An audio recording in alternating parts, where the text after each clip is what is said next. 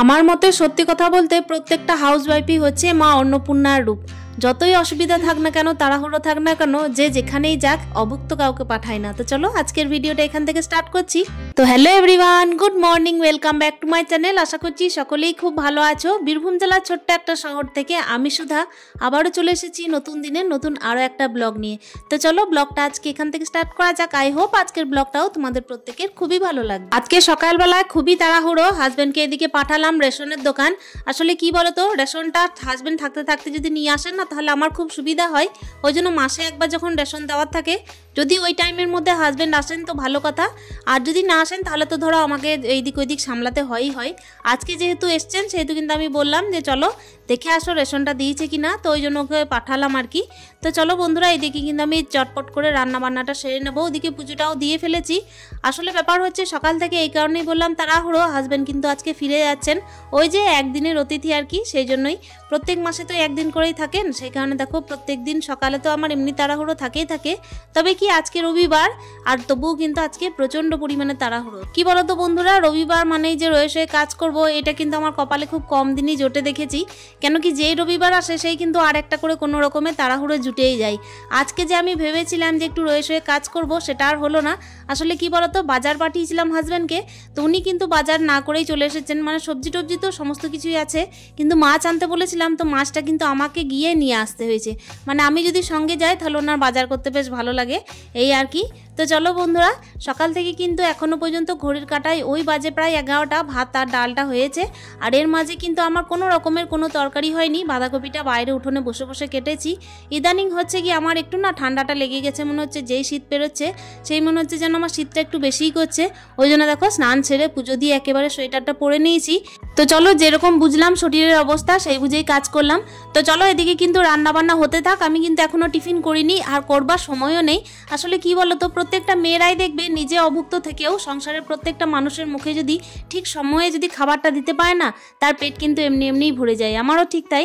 আমি কিন্তু সব দিনই চেষ্টা করি যে নিজে যতই না খাওয়া হোক না কেন, যারা পরিবারের লোকজন আছে তাদেরকে যেন যথাসময়ে খেতে দিতে পারি। আর আজকে তো বিষয়টা হচ্ছে আমার হাজব্যান্ড তাড়াহুড়োর মধ্যে চলে যাবেন, সেক্ষেত্রে তো যদি আমি টাইমে খাবারটা না করে দিতে পারি, আমার থেকে আর বেশি খারাপ কারো লাগবে না। এদিকে কিন্তু হাজব্যান্ড বলেন যে কোনো চাপ নেই, কোনো চাপ নেই, কিন্তু চাপটা আমি অনুভব করি এই কারণেই, ওই যে বললাম প্রত্যেকটা হাউসওয়াইফ, প্রত্যেকটা নারী জাতি হচ্ছে কিন্তু অন্নপূর্ণার রূপ। খাবার যদি অন্য কারো মুখে না তুলতে পারে না, তাহলে তার কিন্তু একেবারে শান্তি হয় না। দেখো দেখতেই পাচ্ছ, ওদিকে আমি হাজব্যান্ডকে বললাম যে একটুখানি টমেটো আর ধনে পাতাটা কেটে দাও। দেশি টমেটো পেয়েছিলাম, তো ওই টমেটোটা দিয়ে মাছটার তরকারি করব। আর এদিকে বাঁধাকপিটা চাপাচ্ছি, এত তাড়াহুড়োর মধ্যে চাপাচ্ছি, দুই দিকে দুটো কড়াই না চাপালে হবে না। তো চলো বন্ধুরা টুকটুক করে রান্নাটা সেরে ফেলি। ওদিকে দেখতেই পাচ্ছ হাজব্যান্ডের কিন্তু ঠান্ডা লাগেনি, ঠান্ডাটা আমারই লাগছে। আসলে কি বলতো, ইদানিং ওই যে বললাম ঠান্ডাটা যেই পার হচ্ছে, মানে শীতটা যেই শেষ হচ্ছে, সেই যেন মনে হচ্ছে যে শীতটা আমাকে পেয়ে বসছে। এখানে দেখতেই পাচ্ছ মাছ নিয়ে এসেছি, তো এই মাছটা সামুদ্রিক মাছ ছিল, এটা দিয়েই টমেটো দিয়ে একটা তরকারি করব। আর ওখানে একটু আগেই দেখলে যে মা মোবাইলে একটা কিছু দেখাচ্ছিল, তো আমার না ওদিকে কোনোভাবেই কোনো আমার জ্ঞানটা ছিল না। মানে মনে হচ্ছিল কতক্ষণ আমি রান্নাটা শেষ করি। আমার একটা স্বভাব কি জানো তো, যখন কোনো কাজে আমার মন বসে যায় না, তখন সেই কাজটা যতক্ষণ না কমপ্লিট হয় ততক্ষণ কারো কথাই আমার কানে ঢোকে না। আর ওই কারণে দেখো সময়ের মধ্যে শেষও করতে পারি। আসলে কি বলতো, কাজ যতক্ষণ না হয় ততক্ষণ শান্তি নেই, আর কাজ হয়ে গেলে যেন মনে হয় যে অনেকটাই নিশ্চিন্ত। তো চলো এদিকে দেখতেই পাচ্ছ রান্না বান্না চলতে থাকছে। আর প্রত্যেকটা মেয়ে দেখবে, সত্যি কথা বলতে কি, নিজে যে টাইমে যাই করুন না কেন নিজের জন্য, সংসারের প্রত্যেকটা, এমনকি সংসারকে ঘিরে যারা আছে তাদের জন্য কিন্তু প্রত্যেকটা কাজ টাইমলিই করে। আমিও কিন্তু তাই, নিজের জন্য আমি আর বাঁচার কথা ভাবি না, অন্যদেরকে ভেবেই কিন্তু বাঁচার কথা ভাবি। তো দেখতেই পাচ্ছ এদিকে কিন্তু রান্নাটা হতে থাকছে। দুই দিকে দুটো কড়াই বসিয়েছি, একদিকে বাঁধাকপিটা কষতে দিয়েছি, আর একদিকে এই যে মাছ ভাজাটা চাপিয়েছি। দুই দিকে দুটো কড়াই, ছোট কড়াইয়ের মধ্যে মাছ ভাজা, আর বড় কড়াইয়ের মধ্যে যেহেতু বাঁধাকপিটা কষাতে কষাতে তো কমে যায়, কিন্তু কষানোর আগে তো অনেকটাই থাকে, সেই কারণে দেখো বড় কড়াইয়ে চাপিয়েছি। তো চলো বন্ধুরা টুকটুক করে রান্নাটা হতে থাকছে। আজকে না হাজব্যান্ড চলে যাচ্ছেন, আমার কিন্তু এটা অভ্যাসে পরিণত হয়ে গেছে। তবুও কেন জানি না, এই পুলিশবাবু যেদিনে আসেন সেই দিনে মনের মধ্যে যতটা খুশি থাকে, যাওয়ার দিন কিন্তু ততটাই কোথাও যেন মনের কোণে একটুখানি কষ্ট অনুভব হয়। আবার 2 দিন যেতে না যেতেই যদিও বা অভ্যাসে পরিণত হয়ে যাবে। আসলে কি বলতো, মানুষ তো অভ্যাসের দাস। তো চলো এদিকে রান্নাটা হতে থাকছে। বাঁধাকপিটা অনেকটাই দেখতেই পাচ্ছ, মানে একদম কষাতে কষাতে কমে গেছে। তারপর আমি এটাকে তাড়াহুড়ো যেহেতু আছে কুকারের মধ্যে ভরে দিলাম। কি বলতো, মেয়েরা তো চারিদিকে 10টা হাত নিয়ে কাজ করে, তাই না? মানসিক দিক থেকে 10টা হাত নিয়ে কাজ না করলে তো চলবেও না। আর এদিকে দেখতেই পাচ্ছ যেহেতু অন্যের মুখে খাবারটা তুলে দিতেই হবে, পরিবারের সকলের মুখে খাবার তুলে দেওয়া একমাত্র মেয়েদের ধর্ম। পুরুষ মানুষ তো ইনকাম করেন বাইরে, কিন্তু সবাইকে মুখে যদি একটু সময়ের মধ্যে খাবার দিতে পারে না, তার থেকে বড় কাজ আর বড় ধর্ম যেন মেয়েদের কাছে আর অন্য কিছু নেই। ওদিকে বাঁধাকপিটা হতে থাকছে, মানে প্রেসার কুকারের মধ্যে 2-3টা সিটি পড়ছে।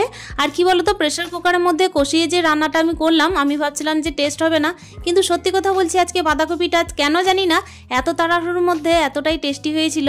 তো চলো, এদিকে কিন্তু ভালোবাসা মিশে আছে, সেই কারণেই হয়তো রান্নাগুলো টেস্ট হয়েছে। আর এখন দেখতেই পাচ্ছ কড়াইটা যেটা চাপাচ্ছি সেটা হচ্ছে টমেটো ধনেপাতা দিয়ে মাছের তরকারি, মানে মাছটা একটু গ্রেভি টাইপের করবো আর কি। এই মাছটার কি যেন একটা নাম বলেছিল ছোটবেলায়, যদিও বা এই মাছটাকে আমরা কোকিলা বলে ডাকতাম, আবার এখন সামুদ্রিক মাছ হিসেবে এই মাছটার একটা নাম পাল্টে গেছে। তো কারা কারা কি নামে ডাকো অতি অবশ্যই বলার চেষ্টা করবে। মাছের চোখগুলো কিন্তু অনেকটাই বড় বড় দেখছি। তো চলো বন্ধুরা, এই দেশি টমেটো দিয়ে মাছের তরকারিটা করে নিচ্ছি। আর ওদিকে হাজব্যান্ডের কিন্তু স্নান হয়ে গেছে। আমি যে কি তাড়াহুড়োর মধ্যে রান্নাটা করছিলাম, এদিকে স্নান করতে ঢুকে গেছে, রেডিও হয়ে গেছে, মানে ড্রেসটা পরতে বাকি। আর বারবার আমাকে জিজ্ঞেস করছেন যে রান্না হলো। আসলে কি বলতো বন্ধুরা, রান্না তো তাড়াহুড়োর মধ্যেই করছি, আসলে ওনার যে ট্রেনের টাইম হয়ে যাচ্ছে সেই কারণেই। আর ঘড়ির কাঁটার মধ্যে ওনার টাইম হচ্ছে প্রায় 1:40, কিন্তু ওনাকে বেরোতে হয় 12:30টায়।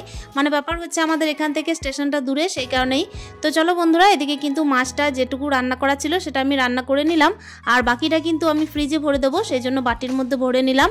এখন দেখো ভাতটা বেড়ে নেবো, আর মাছের ঝোলটা আমার কমপ্লিট হয়ে গেল। ধনেপাতা টমেটো দিয়ে আমি নামিয়ে ফেলবো। এদিকে যে শুধুমাত্র রান্নাটা করছি তা নয়, আসলে কি বলতো, ছেলেকেও মাঝে খাওয়াতে হয়েছে, তার সঙ্গে ব্যাপার হচ্ছে কখনো সখনো ঘরের অনেক কাজও করতে হচ্ছে, বিছানা গুটানো থেকে শুরু করে ঘরের ঝাঁট পাট তো দেওয়া ছিল।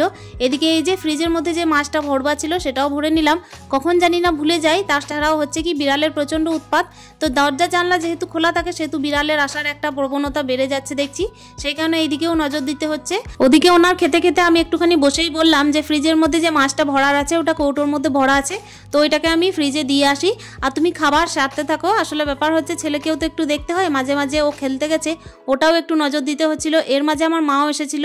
হাজবেন্ডের এদিকে খাওয়া দাওয়া সারতে সাথে আমি ফ্রিজে মাছটা ভরে দিলাম, আর এখন দেখতেই পাচ্ছ রান্নাঘরটা একটু সামলে নিচ্ছি। আসলে কি বলতো, কাজের ফাঁকেই কাজ করে নিচ্ছি, একজনকে তো নয় দুইজনকে দেখতে হবে, আসলে ছেলেকেও দেখতে হবে, ঘরটাকেও দেখতে হবে, এদিকে হাজবেন্ডও যাচ্ছেন এটাও দেখতে হবে। আর পুলিশ বাবু চলে গেলে আমার না মুখটা কেমন জানি না চুন হয়ে যায়, একটুখানি দেখবে ক্যামেরার মধ্যে দেখেই বুঝতে পারবে, যেদিন চলে যান সেদিন কিন্তু মুখের মধ্যে আমার হাসি থাকে না, হাসি থাকলেও সেটা যেন ভেতর থেকে থাকে না। আর যেদিন আসেন সেদিন কিন্তু আমি দাঁত বের করে না হাসলেও আমার হাসিটা এমনি এমনি কিন্তু মুখ দেখলে বোঝা যায়। তো চলো, এইসব কাজ তো হতেই থাকবে আর কথাও হতে থাকবে। আসলে এটাই হচ্ছে জীবনযাত্রা, যার যেরকম জীবনযাত্রা, যার যেরকম লাইফস্টাইল, তাকে তো সেইভাবেই কাটাতে হবে, তাই না? আর আমি তো একা কাটাই, সেহেতু কিন্তু আমাকে এইভাবেই কাটাতে হবে। ওনার এদিকে খাওয়া দাওয়া হয়ে গেছে, আর এখন দেখতেই পাচ্ছ ইলেকট্রিক মিস্ত্রি আমাদের বাড়ি এসেছিলেন, উনি আর কি পাড়ার দাদা, তো উনি বললেন যে চলো তাহলে তোমাকে নামিয়ে দিচ্ছি। এই ক্ষেত্রে আর কি আমার হাজব্যান্ড একটু সুযোগ নিয়ে নিলেন বলতে পারো।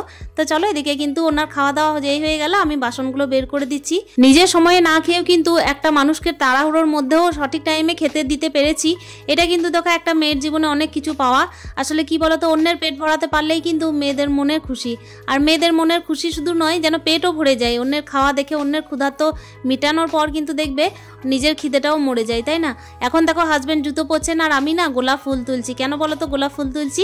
আমি বললাম যে তুমি যাওয়ার সময় কিন্তু আমার হাত থেকে গোলাপ ফুল নিয়ে যাবে, আর কর্মব্যস্ত আর দায়িত্বপূর্ণ জীবনে কিন্তু ভালোবাসাটা হারিয়ে যেতে দিলেও হবে না। এই যে এইগুলো আর কি ছোট ছোট একটা ফিলিংস। তো চলো বন্ধুরা, এখন দেখতেই পাচ্ছ গোলাপটা এত সুন্দর ফুটেছে, তুলতেও ভালো লাগছিল, মানে অন্য টাইম তুলতে ভালো লাগে না, কিন্তু আজকে তুলতে ভালো লাগছিল। আর এই যে কালারটা এত মিষ্টি হয়েছে। গোলাপ দিয়ে বিদায় করছো নাকি? I love you too. সময় মতো হাসি পেয়ে গেল। আর এই যে এই ক্লিপটা আমি কাটতে পারলাম না, যদিও নির্দেশ ছিল যে এই ক্লিপটা কেটে দিও, কিন্তু তবু দেখো আমি এটা দিয়েই ফেললাম। তো চলো বন্ধুরা, দেখতেই পাচ্ছ এদিকে কিন্তু ওনার যাওয়ার টাইম হয়ে গেছে, উনি কিন্তু বেরিয়েই পড়ছিলেন। আর তখনই আমি বললাম যে দাঁড়াও, আরও একটা গোলাপ দেওয়া আছে, সেটা হচ্ছে সাদা গোলাপ। তো দেখো সাদা গোলাপটাও কিন্তু আমি তুললাম, দুটো সাদা গোলাপ তুললাম আর একটা লাল গোলাপ তুললাম। আর সাদা গোলাপের গাছে না গোলাপটা ফোটেও অনেক। আর সত্যি কথা বলতে যে ফুলগুলো ঝরে যেতে চলেছে সেই ফুলগুলোও তুলতে ইচ্ছা করে না, তবে আজকে তুলতে ইচ্ছা করলো। ওই যে বললাম স্পেশাল মানুষ থাকলে তো তুলতে ইচ্ছা করবেই। তো চলো বন্ধুরা, এই যে যাওয়ার মুহূর্ত একেবারে চলে এসেছে। এখন কিন্তু আমি ব্যাগের মধ্যে গোলাপটা দিয়ে দিচ্ছি, আর ছেলে তো এদিকে খেলে বেড়াচ্ছে, ছেলেও কিন্তু খুবই এক্সাইটেড যে ড্যাডিকে গোলাপ দিচ্ছে মা। আর এই গোলাপের দেশি ভ্যারাইটি ফুলগুলো না প্রচণ্ড সুগন্ধ। আর এই যে দেখতে পাচ্ছ এখন কিন্তু যাওয়ার মুহূর্ত। এই সময়ের মধ্যে ওই যে বলেছিলাম ব্যাগের মধ্যে ভরে দিলাম গোলাপটা, আর ওই যে ইলেকট্রিক মিস্ত্রি উনি নিয়ে যাচ্ছেন আমার হাজব্যান্ডকে স্টেশনে ছেড়ে দিতে। তো চলো এখন কিন্তু যাওয়ার মুহূর্তে একেবারে এখন টাটা জানাচ্ছি, আবার হয়তো 1 মাস পর দেখা হবে। 1 মাস পর যতই দেখা হোক না কেন তবুও কিন্তু অপেক্ষার দিন গুনতে থাকবে এইভাবেই। আর এই যে ভিডিও লাস্ট মুহূর্তে চলে এসেছি, এখন দেখতেই পাচ্ছ ইলেকট্রিক মিস্ত্রি গাড়ি নিয়ে দাঁড়িয়ে আছেন, আর উনি কিন্তু মাকে আর বাবাকে প্রণাম সেরে একেবারে গাড়িতে উঠে গেলেন। ছেলে তো এদিকে খেলায় মত্ত ছিল, তবু কিন্তু বারবার জিজ্ঞেস করছিল ড্যাডি তুমি আবার কবে আসবে। একদিকে হাজবেন্ড রওনা দিলেন আর অন্যদিকে আমি ভিডিওটা শেষ করব। তাহলে দেখা হচ্ছে অন্য দিনের অন্য আর একটা ভিডিও নিয়ে। তোমরা প্রত্যেকে ভালো থেকো, সুস্থ থেকো, আর মূল্যবান কমেন্টের মাধ্যমে জানানোর চেষ্টা করো ভিডিওটা কেমন লেগেছে। ততক্ষণের জন্য স্টে হ্যাপি, মন টাটা।